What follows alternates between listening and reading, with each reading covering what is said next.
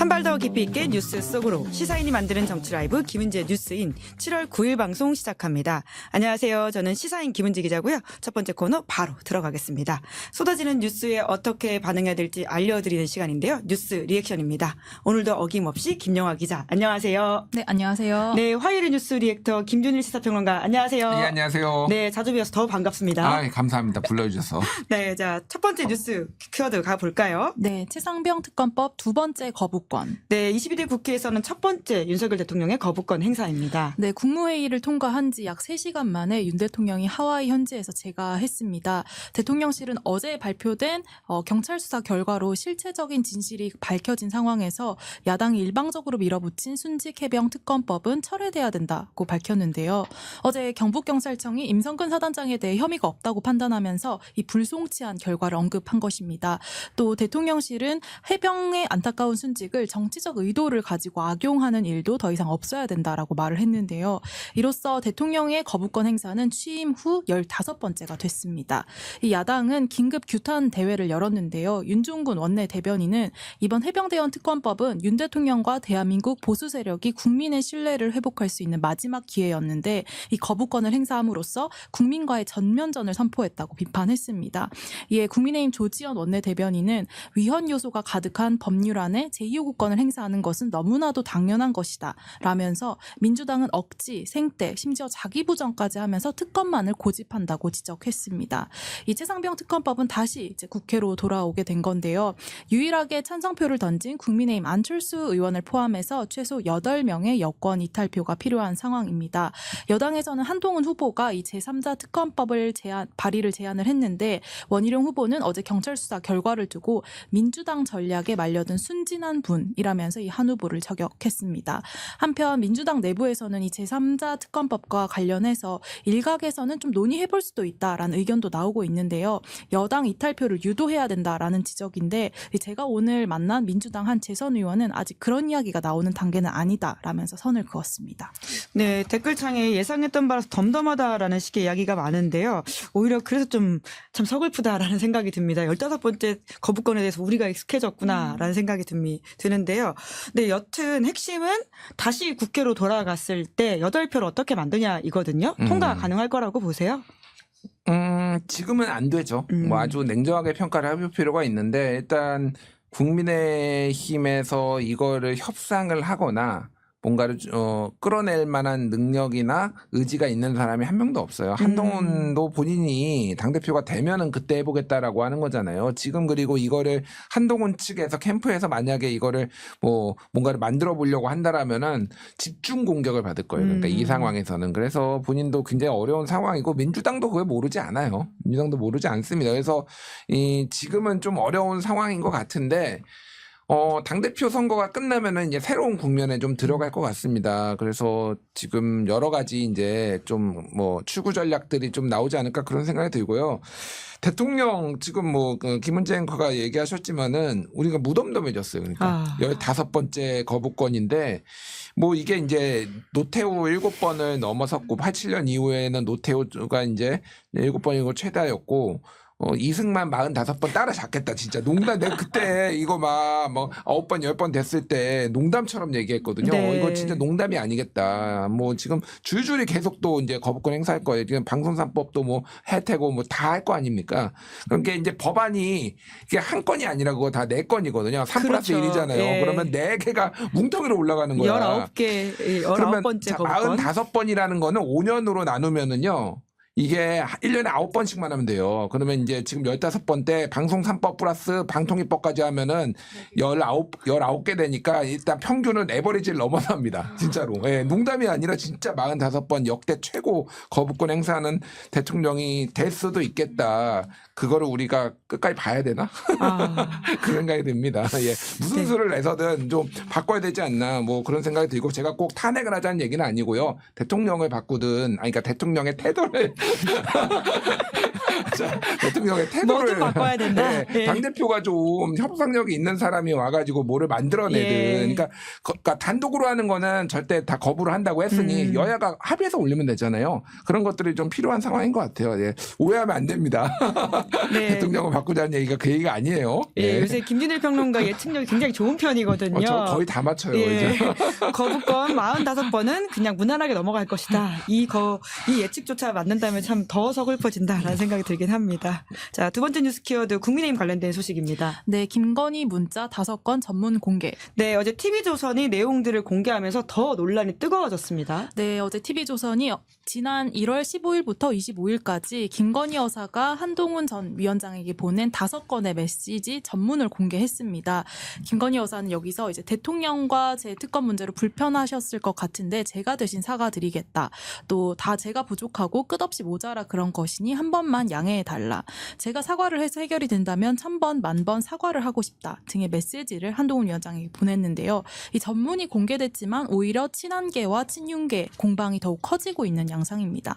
김기현 의원은 페이스북을 통해서 김 여사는 총선 승리에 도움이 된다면 뭐든 하겠다는 내용으로 읽히는데 한 전 위원장은 어느 대목에서 사실상 사과하지 않겠다는 의도로 파악했다는 것인가 라면서 이 정무적 판단 오류에 대해 쿨하게 사과하라고 촉구했습니다.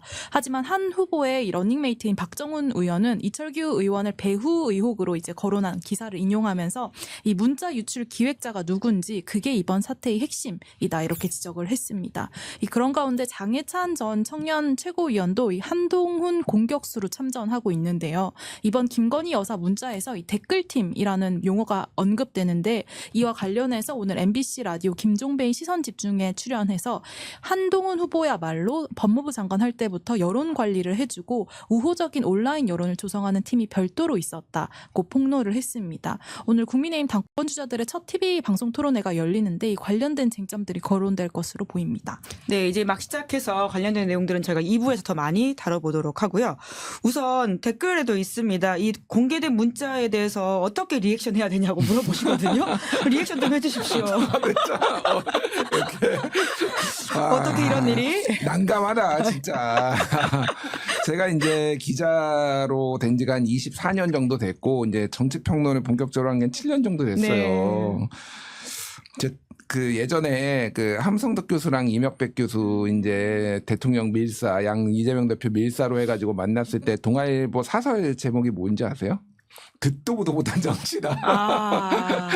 동아일보가 빡쳤어 그때. 예. 듣도 보도 못한 정치다. 듣보정이라는 이제 듣보정. 아, 줄이면 그렇게 되나요? 네, 줄이면 그 듣보정이에요.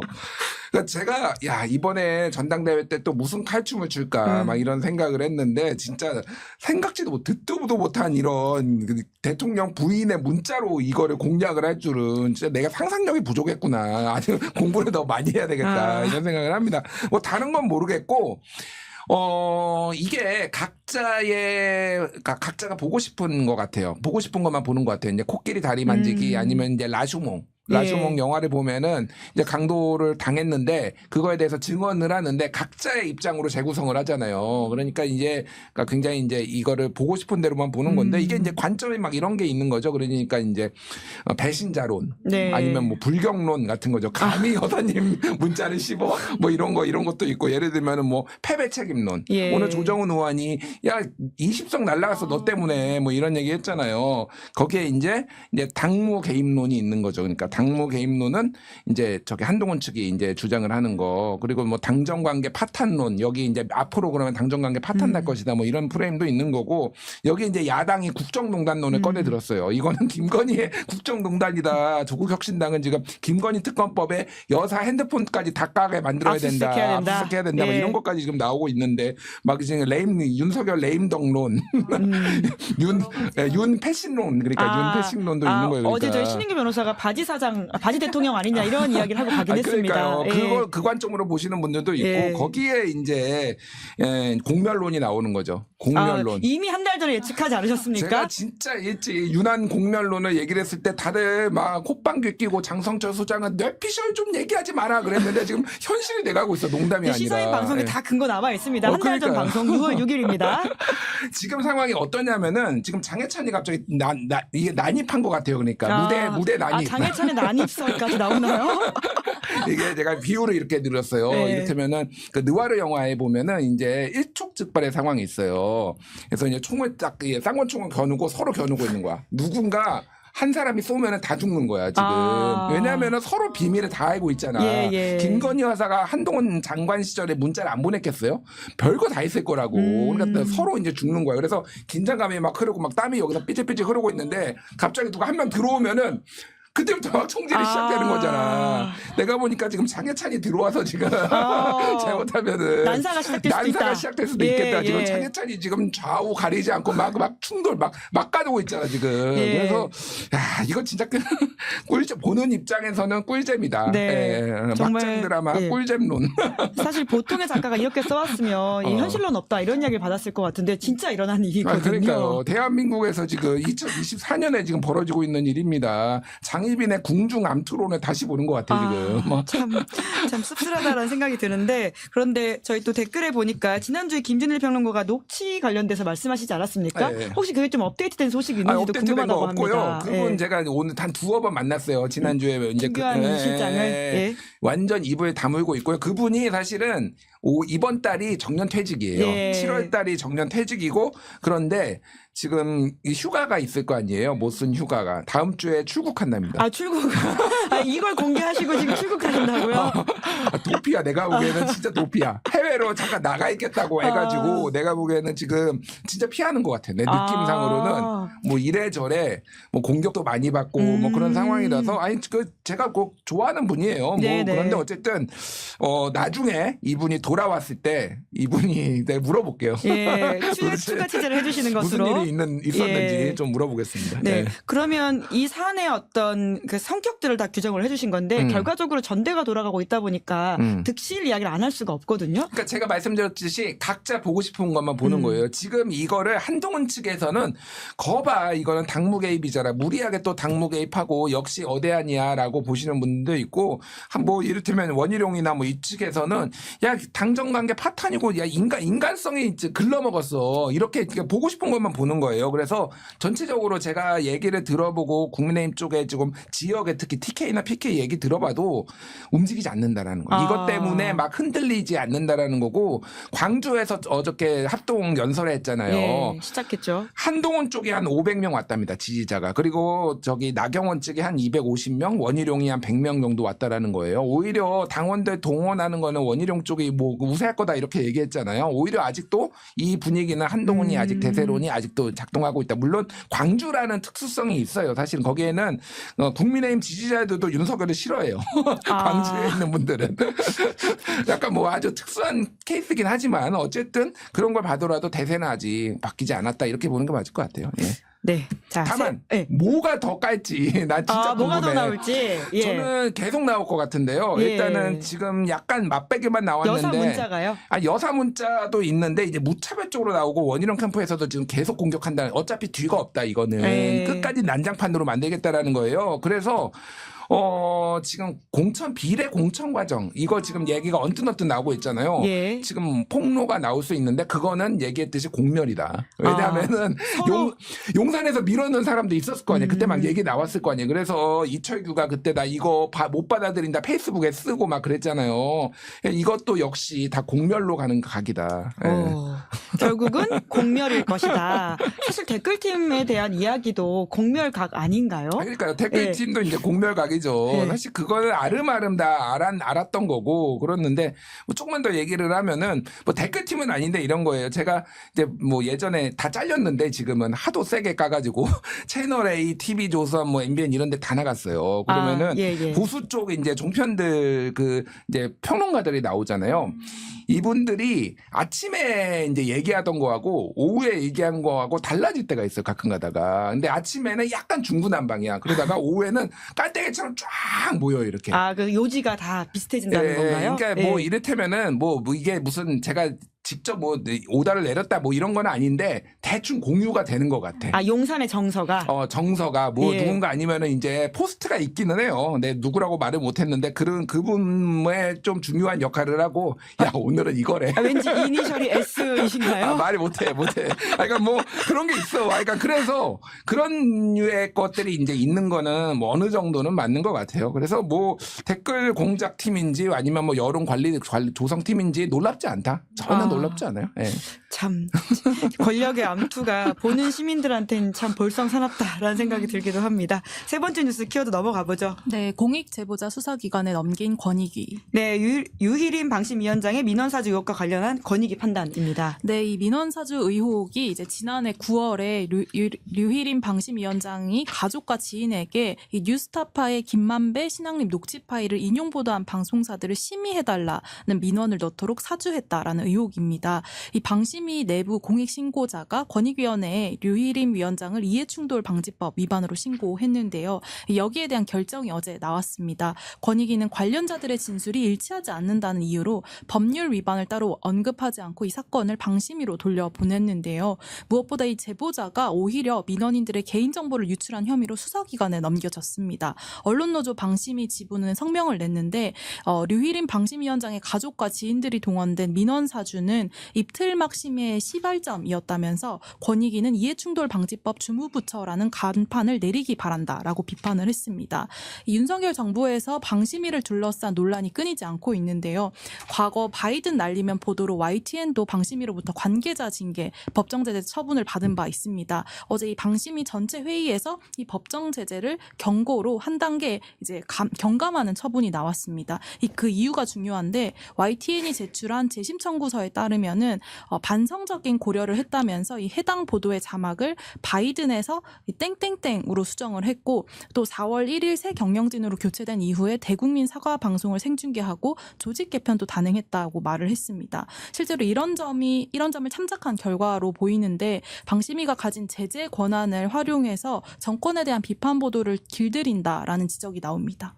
네, YTN이 반성문을 제출했더니 처벌을 깎아줬다. 이런 내용이거든요. 심지어 그것이 핵심이 바이든 날리면 보도에서 바이든이 아니라 땡땡땡으로 바꿨다라고 하는 것이거든요. 김준일 평론가 언론 관련해서도 굉장히 여러 가지 이야기를 해주고 계신데 어떻게 보십니까? 그러니까 이거 처음에 이제 바이든 날리면 보도를 징계 대상이 된 게 MBC, KBS, YTN 뭐 이런 데예요. 그러니까 뭐 이거를 보도를 한 데가 한두 군데가 아니잖아요. 왜 여기만 그러면 이렇게 징계를 했느냐도 처음부터 시발점도 그러고 그런데 이제 MBC는 안 깎아줬어요.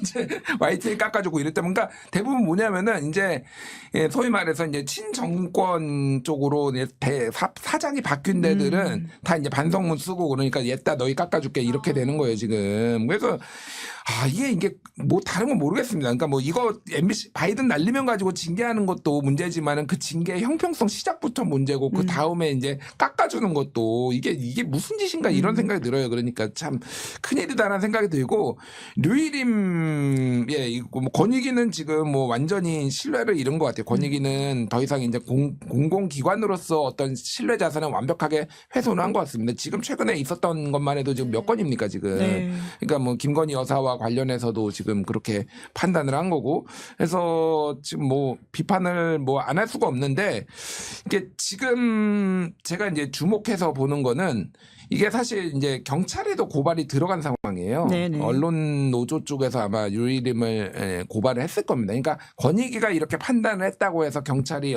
이제 반드시 그걸 이렇게 따라야 되는 건 아니거든요. 경찰 쪽에 좀 어떻게 할지. 근데 최상병 사건 뭐 처리하는 거 보면은 별로 기대는 안 되는데 뭐 조금 봐야 될 것 같습니다. 근데 너무 명백해요, 증거가.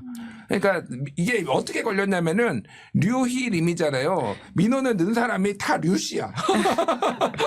전부 다 류씨인데 그것도 류희자까지 갔대. 형제가 넣었어. 상당수는 형제가 넣었어. 그러니까 이거 보는 직원들이 왜 류씨가 이렇게 많지 민원을. 대한민국 방송에 불만 있는 사람들은 왜 다 류씨인가 이렇게 해서 걸린 거거든. 조작을 하려고 해도 좀 성의를 가지고 했으면 좋겠다. 물론 이제 본인들은 조작이 아니다 자발적으로 한 거라고 주장을 하는데, 그러니까 정말 불성실 확실하다 정말. 네, 김민정님이 권익이가 아니라 권력이다 이런 이야기를 해주시기도 하고요. 풀 뜯는 고양이님이 위원회 시스템이 이렇게 모조리 스스로 신뢰자산 까먹고 나면 뭐가 남냐라는 아주 본질적인 지적을 해주시기도 했습니다. 자, 저희가 준비한 네 번째 아이템이 있는데요. 아까 두 번째 아이템을 워낙 재밌게 들어서 네 번째 아이템은 제목만 말씀드리면 민주당 당대표 선거 3파전이 될 수도 있다라는 전망이 나온다는 겁니다. 그러면 저는 다시 다음 주에 김진일 평론가 뵙기로 하고요. 두 분 수고 많으셨습니다. 고맙습니다. 감사합니다. 감사합니다. 네, 7월 9일 김은재 뉴스인 여기까지 하고요. 2부에는 여의도 박장대소 준비되어 있습니다. 몰래 온 손님까지 있으니까요. 기다리시면서 구독, 좋아요, 알림 설정 부탁드리겠습니다. 고맙습니다. 왜 아직도 3년 넘게 같은 통신사 인터넷 계속 쓰세요? 설마 바꾸기 귀찮다고 복잡하다고 그냥 쓰고 계신 건 아니시겠죠? 지금까지 이런 인터넷 가입 업체는 없었다. 인터넷 비교와 인터넷 가입 시 47만 원 결합까지 적용하면 최대 200만 원 상당의 요금 할인 혜택을 받을 수 있습니다. 요금 할인 혜택을 받을 수 있고 유심 변경 시 추가 혜택이 주어집니다. 무료 이 모든 게 설치당에 지급됩니다. 365일 언제든지 상담 가능하고 3년마다 놓치면 후회하는 혜택 절대 놓치지 마세요. 인터넷 비교를 통해 인터넷 가입하고 지인에게 홍보해주세요. 본인 추천을 통해 가입한다면 5만 원이 추가로 지급됩니다. 지금 네이버에 인터넷 비교를 검색해 3초 만에 결정하고 비교해보세요.